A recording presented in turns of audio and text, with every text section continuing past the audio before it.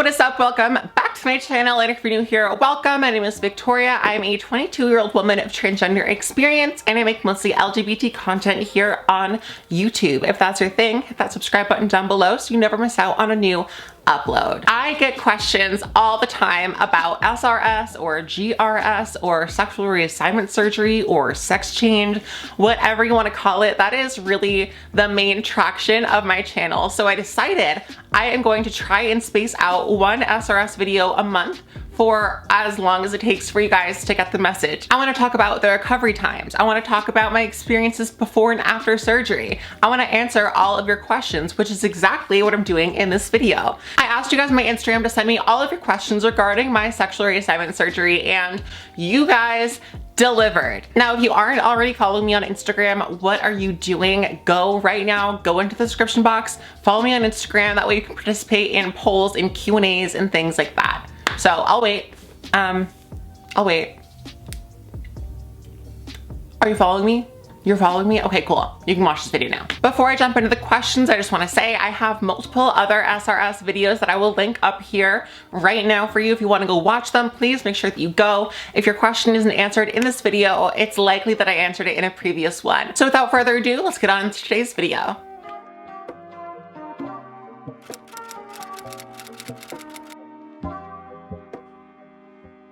In this video, I will be saying things like vagina and vulva. First of all, if those words offend you, click off this video. Second of all, I know that there is a difference between vagina and vulva, but I'm not gonna come on camera and be like, I went from having a penis to a vulva. Like, that's not gonna make sense to most people. So I get it. Don't go comment for me in the comments, baby. I know what I'm talking about. I'm just simplifying it for this video. All right, question number one comes from Decadence and Filth, and it says, what is the best and worst thing about the whole experience of having a vagina? Now, I would say the best thing is, I guess, just not having dysphoria, you know, being able to look down and see what should be in my body altogether. Of course, you know, that's pretty fun too. The worst thing, there's not really a lot of bad things. You know, the recovery was really rough, but I would say the least convenient thing is that if you're like sleepy in the middle of the night and maybe it's cold out, if you have to get up and pee before, you can kind of just walk over and like pee and not have to sit down. But if there's a cold toilet seat, baby, like I gotta sit down on it, like, because I can't just whip it out. I knew what I was getting into, and I'm so beyond happy to have what I have now. K.7485 asked, do you like having one and do you miss your peen at all? I do not miss it at all, baby, not even a little bit. I am so glad that I never have to look down and see that ever again. I love my vulva, I love my vagina. I think it's so pretty and it just fits me. To me, what I had between my legs before was literally like a tumor. Like I would see it and it would be disgusting. Like I would see it and be like, if I don't get that off my body, it's gonna kill me. So to put it lightly, I don't miss it at all. Petra_P2BT asks, how is the feeling? I imagine it feels nice at the opening, but how is it in the bottom?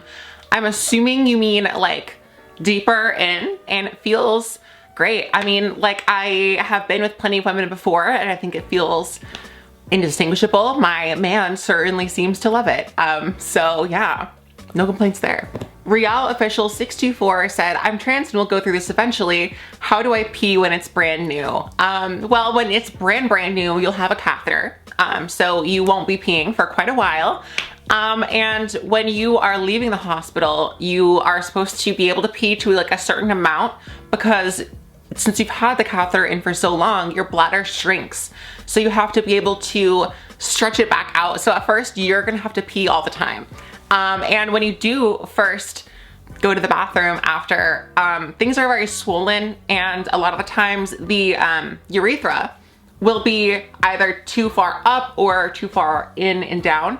So a lot of the times it'll be kind of messy. It'll go on to like your legs and whatever. I've heard of some girls like peeing up and out of the toilet when they're healing. That never happened to me, but it was definitely not just like a steady stream at first. People with vulvas, it's not always a straight shot. Like sometimes it's a little messy, and that's normal. Princess Tiana 18 asked, hey beautiful, how often do you dilate? That's an interesting question for me. I live with my man, and we have regular sex. So sex counts as a dilation, especially if your partner is well endowed. Definitely follow what your doctor recommends. So at first I was supposed to dilate, I think like 5 times a day at the very beginning, and that was so much, and it would just like, I had to use an actual dilator because I couldn't have sex yet. So that was a lot, and I took up my entire existence. Now, after a couple months, it decreased to 3 times a day, and then twice a day, then once a day, and then it was like twice a week. Now it's really once a week, and since I have regular sex, like that's really no problem whatsoever for me. So, but if you're someone that doesn't have penetrative sex, or you're single or whatever, I would say dilate once a week after the 1 year mark, but definitely pay attention to what your doctor recommends. Thompson Kieran asked, what was your reaction when you saw it for the first time? I cried for a few reasons, really, for a few reasons. So first of all, I cried because I was so happy that I could look in the mirror and see myself completely naked and not feel like there was a part of me that shouldn't be there, and not feel any dysphoria regarding my genitals. That was life-changing for me. On the other hand, when you first see it, it doesn't look great. It's healing, you know, for the first couple, like for the first week or so, you're totally bandaged up and you can't see it at all. And then when you finally get to see it, there are stitches, it's swollen, it's discolored. It's just overall, honestly, a pretty gross experience, but I was just so happy and thrilled because even looking between my legs before was gross and disgusting to me. So this was nothing. The Valkyrie's Journey said, okay, so a recent thought is that after getting SRS, it'll feel like everything is in a weird position, or I'll feel claustrophobic down there. But did you ever feel strange after surgery?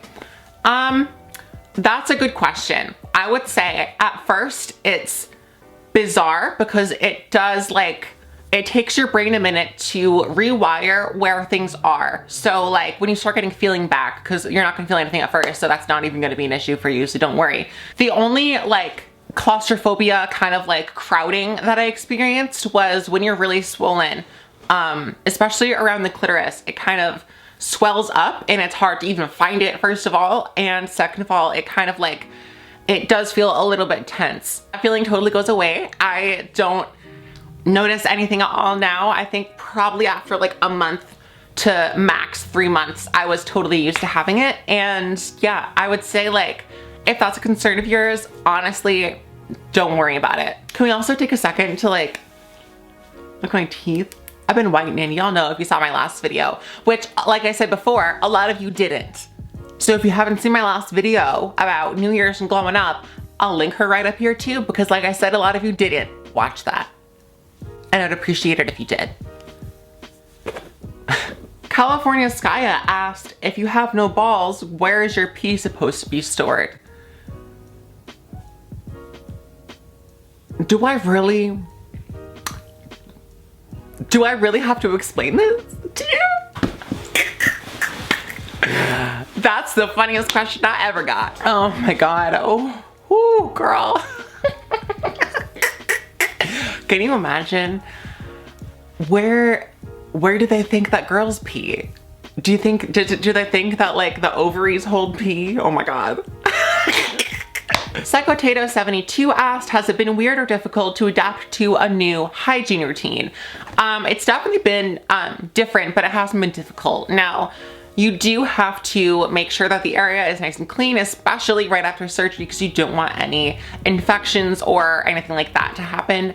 I will say at the beginning, it's super common for people to get like BV, which is bacterial vaginosis, or, you know, a yeast infection, whatever. Thankfully, I never had that. My doctor recommended a bunch of supplements and vitamins to take while recovering, and I think that helped a lot. I never really had any BV or yeast infection, and I still haven't. So, you know, knock on wood, but I'm doing good. Vaginas are self-cleaning to a degree. Now, I know everyone's gonna pop off in the comments, go ahead and look, being like, you don't have a real vagina, so it doesn't have all the blah blah. Listen, you don't know what I got, okay? My vagina, I clean it. I clean myself very well. You know, I actually douche with just water, you know, after I get nutted in. I wash with unscented soap. and water, and that's it. So it's not any like super in-depth hygiene routine. You just need to be a little more up on it. Pragmatic Joe asked, did you enjoy anal sex before your reassignment surgery, and do you continue to enjoy it now? I will say that back door, baby, it's locked with a key. I got the key. There's some special access if somebody, you know, was really knocking. It just wasn't, I was always worried. I was always, you know, up in my hygiene. I was trying to be like, it's just, there's a lot of preparation, and like if the butt's right here and my is right here, why would you not, you know what I mean? So that's just me, and also my man. So if he really wanted it, sure, but there's just not really any point, because I got some bomb real thick vagina, smuggle bricks to China. There are a lot of questions regarding like customizing the aesthetics of your vulva, and that's a great question. You know, there are no wrong questions. The answer is yes and no. You can kind of customize it, but kind of not. So the first time you go in, pretty much you're gonna get what the doctor gives you, because there's only so much skin that you can work with. When you go in for surgery, your intent should be to leave with a vulva, a vagina. I personally went in, I didn't care if I had a porn star, which, let me tell you, she's looking really good, but that's not my intention. The intention was to have just a natural looking vagina and vulva, and I think that's what I have now. When I went in for my final post-op checkup with my surgeon, she did offer any kind of cosmetic alterations that you can have done, just like you can have if you are a cisgender woman. Not that I needed it, but because I was at that point in which I was healed enough to undergo any kind of cosmetic changes. Some of the changes they can make are taking away erectile tissue. You can cut into the clitoral hood to make it a little more like an open flower. You can inject fat along the outer labias. There are a lot of different procedures that you can get, even as a cisgender woman, to alter how your vulva looks. But personally, I'm completely satisfied. I love how it looks, and it feels like a part of me, so I have no reason to go and do some crazy procedures. Alex Burton 6948 said, I'm MtF too, so I'm wondering how long it took for you to get used to your new genitalia. I would say when I was able to start having sex again, which was about like the 12-week mark, I think, which is about 3 months. Around that point, it became less of a surgical site or a wound that I had to take care of, and it became part of me and part of my genitalia and part of my sex life. So once you're able to explore a little bit, reach a climax, things like that, I think it'll feel a lot more natural for you. The most asked question by far is, do I get wet? Do I self-lubricate? Can I come? Things like that. Those are kind of different questions, but they do overlap. The answer is, don't hate me, but you're gonna have to watch part 2 for that. I know, I hate to do it to you. I hate it when YouTubers do this, but it was too long of a video. No one was gonna sit through 30 minutes, so I split it up into 2 parts. And part 2 will be out on Friday if you're watching this after it's been uploaded. I'll link it right up here, so just go click it. But don't worry, part 2 will be out on Friday or Saturday. It's not gonna be a whole week, so don't worry, don't come for me. But in the meantime, make sure you follow all my social media in the description box down below so you can stay up to date on what's good and what's poppin' with me. I'm also available on WISIO to take all of your questions, concerns, and requests in video form or in a phone call. So make sure you click that link in my description until I see you guys in part 2. Good luck. I love you. Bye.